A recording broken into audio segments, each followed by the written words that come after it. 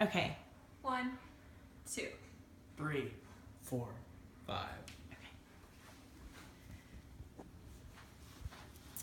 Okay.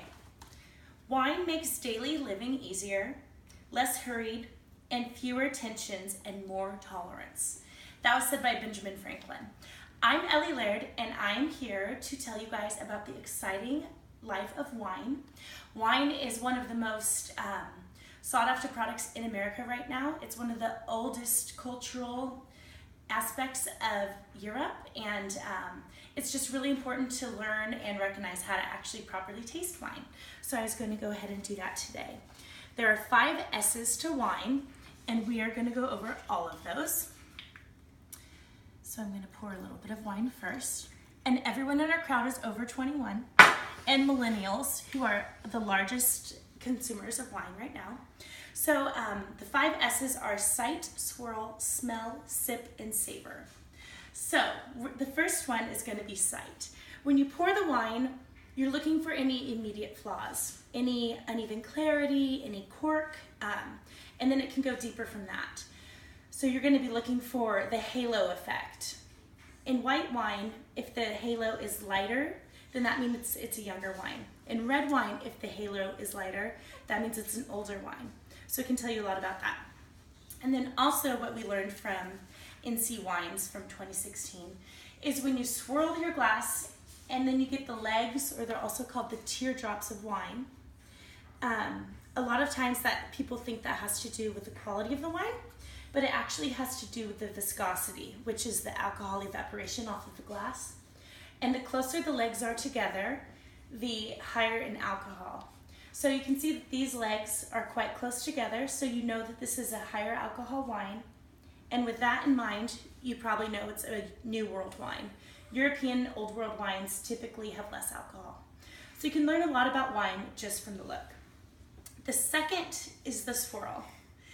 And with the swirl, you want to really get it going and stick your nose really deep in the glass and smell.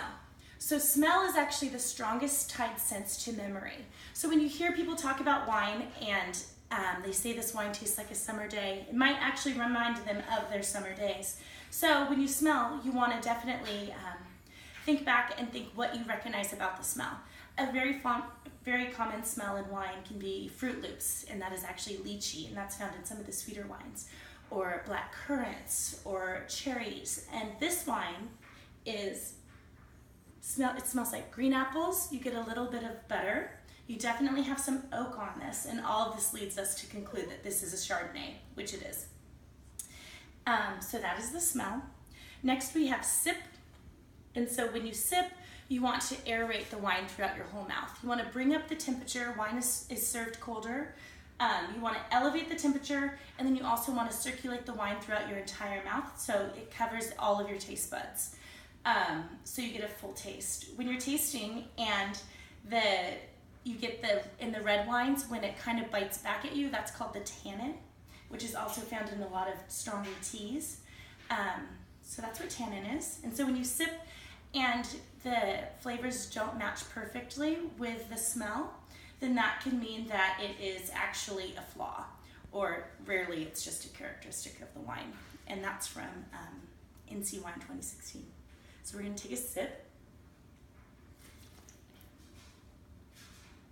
and really aerate it and mix it around your mouth so you can tell that there's no immediate flaws. And then the last S is up for discussion. It can either be savor, it can also be spit, depending on your situation. When I was in class, we would always have to spit our wines. But yeah, so this is all of the S's that have to do with wine tasting.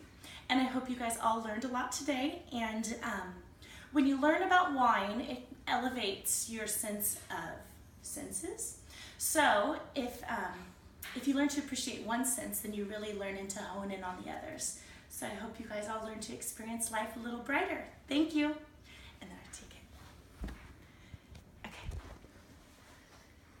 1, 2, 16, 4, 5.